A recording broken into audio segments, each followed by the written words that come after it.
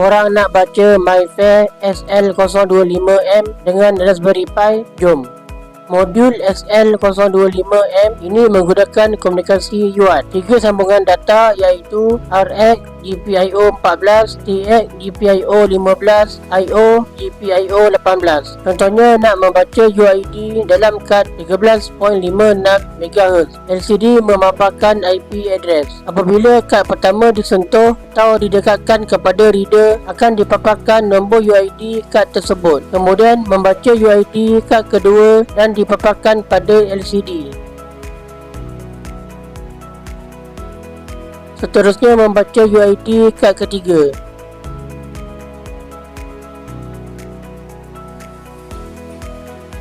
Nak baca kad NFC Touch and Go pun boleh. Aplikasi kad ini seperti sistem kehadiran atau sistem akses.